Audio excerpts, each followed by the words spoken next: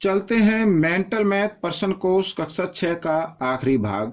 और यहाँ पर हम करें चैप्टर नंबर यानी अध्याय 11। और बहुत ही आसान है, बीज गणित का ये अध्याय है। मैं हूँ हरी सर और आप देख रहे हैं मेरा YouTube channel maths with Hari sir, जो स्पेशल हिंदी मीडियम के बच्चों के लिए बना है। तो आइए क्या कहता है ये प्रश्न नंबर 43 पढ़ लेते हैं और इसको हल करते हैं। बच्चों है तो मेंटल मैथ, लेकिन मैं बेसिक तरीके से इसको करा रहा हूं, ठीक है। x एक पूर्णांक है। x क्या है? पूर्णांक है। x में 21 जोड़ने पर घटा 9 प्राप्त होता है, तो x का मान क्या होगा? बिल्कुल आसान है। देखो x में 21 जोड़ना है, ये x जमा 21 ये जोड़ दिया और बराबर कितना आ गया? घटा 9 आ गया। तो x का मान बताना है, बहुत ही आसान है। अब जमा 21 को आप इधर ले आए, जमा 21 को इधर ले आए तो घटा 21 हो जाएगा। तो देखो x बराबर घटा 9 और ये जमा 21 इधर आकर घटा 21 हो गया। तो घटा 21 और घटा 9 कितने होते हैं? घटा 30 होते हैं। दोनों घटा के ना, दोनों को योग करके लिख दीजिए, ठीक है। अब प्रश्न नंबर 44। तो प्रश्न नंबर 44 क्या कहता है? अनीता को अंग्रेजी में 45 अंक, ठीक है ना, हिंदी में 48 अंक, गणित में x अंक, विज्ञान में 32 अंक और सामाजिक शास्त्र में y अंक प्राप्त किए। अनीता को कुल कितने अंक मिले? इनको जमा करना है, हो जाएगा आपका, ठीक है। आइए करना शुरू करते हैं। तो ये तो पता ना, अंग्रेजी में कितने मिले? 45 अंक, जमा, ठीक है। हिंदी में कितने मिले? 48 अंक, ये जमा। और गणित में कितने मिले? x, ये भी जमा कर दिया। विज्ञान में कितने मिले? 32, ये भी, इसको भी जमा कर दिया। और सामाजिक में कितने मिले? y, इन सबको जमा कर देते हैं। अब बच्चों याद रखना, x और y जमा नहीं होते हैं, तो इनको अलग कर लीजिए, x जमा y, ठीक है ना, इस तरीके से। अब यहाँ पर जमा, अब इनको जमा करते हैं। देखो 2 और 8 कितना होता है? 10, 10 और 5 15, 15 का 5 का हासिल 1, ठीक है, याद रखना। अब यहाँ पर 3 और 4 7, 7 और 4 11, 11 और 1 12, 125। तो ये आपका उत्तर बन गया। चाहे तो आप इसको 125 जमा x जमा y भी लिख सकते हैं, ठीक है, ये आपका उत्तर रहेगा। आइए प्रश्न नंबर 45 करते हैं। तो प्रश्न नंबर 45 क्या कहता है? एक पौधे की ऊंचाई 12 सेंटीमीटर है, ठीक है। यहाँ पर एक पौधा है जिसकी ऊंचाई क्या है? 12 सेंटीमीटर। यदि उसकी ऊंचाई प्रतिदिन 1 सेंटीमीटर बढ़ जाए, प्रतिदिन कितनी बढ़ रही है? 1 सेंटीमीटर, तो 10 दिन के बाद उसकी ऊंचाई क्या होगी? अब एक दिन में 1 सेंटीमीटर बढ़ी है तो 10 दिन में 10 गुना x बढ़ेगी, ठीक है। तो यहाँ पर लिख देते हैं 10 दिन में पौधे की ऊंचाई बढ़ेगी। कितनी बढ़ेगी भाई? एक दिन में x बढ़ती है तो 10 दिन में 10 गुना हो जाएगी, यानी कि 10x बढ़ जाएगी। ये हम यहाँ पर लिख देते सेंटीमीटर, ठीक है। तो इसके बाद कहा है कि 10 दिन के बाद उस ऊंचाई क्या होगी, यानी कुल ऊंचाई क्या होगी? तो कुल ऊंचाई ज्ञात करनी है। तो कुल ऊंचाई यानी 12 तो पहले थी और ये बढ़ गई बाद में, जमा 10x, तो ये सेंटीमीटर लिख देता हूँ, इतनी ऊंचाई होगी बच्चों। अब आप ऐसा मत करना कि 10 को इसमें जमा कर दो, गलत हो जाएगा। क्यों? क्योंकि इसके साथ x लिखा हुआ है, ये खाली अंक है, तो यही आपकी ऊंचाई होगी, ठीक है। आइए करते हैं प्रश्न नंबर 46। देखो प्रश्न नंबर 46 क्या कहता है? यदि क्यू के 5 गुणे में से 4 घटाया जाए तो 21 प्राप्त होता है। क्यू का मान बताना है। अब देखो क्यू के 5 गुणे, क्यू का 5 गुणा यानी गुणा 5 में से 4 घटाया, ये 4 घटा दिया, तो उत्तर कितना मिलता है? 21 मिलता है। अब 5 क्यू आ गया ना, ये तो गुणा करने पर, और ये घटा 4 है, बराबर के साथ इधर लेके आओ पहले से, ठीक है। इधर आकर ये घटा का तो जमा में हो जाएगा, 21 जमा 4 बराबर 25 हो गया। अब क्यू का मान निकालना है 25, और क्यू और 5 के बीच में गुणा का रूप है, ठीक है ना। इधर आकर ये भाग में आ जाएगा, 5 एकम 5, 5 पंजे 25, तो क्यू बराबर कितना हो जाएगा? 5। ये आपका उत्तर बन गया, ठीक है। प्रश्न नंबर 47। प्रश्न नंबर 47 क्या कहता है? देखो प्रश्न नंबर 47 क्या था, y का मान बताना है, y का मान, ये y का मान। तो समीकरण आपने देख ही लिया। तो सबसे पहले क्या करेंगे, 1/5 को इधर ले आओ बच्चों, ये गुणा में है ना, इधर ले आओ। तो 2y जमा 3 बराबर 19। तो ये इधर आकर बच्चों इसका अंश का तो हर हो जाएगा और हर का अंश हो जाएगा, गुणा में अगर आएगा तो इस तरीके से 5/1। ठीक है, अब ये कैसे आएगा थोड़ा सा मैं इधर एक्सप्लेन करूंगा बाद में, पहले अभी देख लो।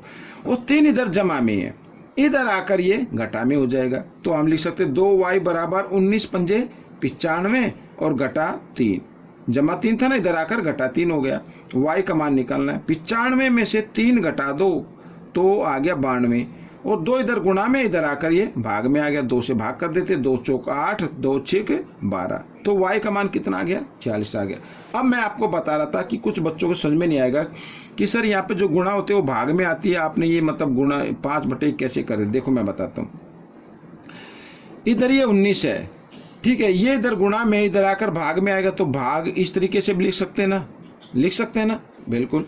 तो 19, लेकिन हम क्या करते हैं, जब भी कभी भिन्न में या परिमेय संख्या में भाग आए तो उस भाग के निशान को बदल देना गुणा में, और भाग से जो अगली संख्या होती है उसका हम व्युत्क्रम कर देते हैं, इस तरीके से उल्टा कर देते हैं।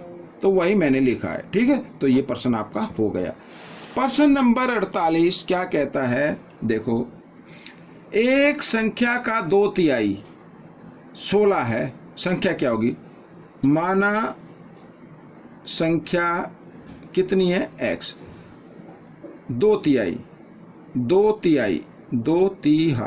कितना होगा, तो 2/3 को ही 2/3 बोलते हैं इस संख्या का, यानी ये हो गया, ठीक है। प्रश्नानुसार तो क्या कहा, संख्या का 2/3 यानी 2/3 x, इस तरीके से लिख सकते हैं, बराबर कितना 16, ऐसे, ठीक है, लिख दिया।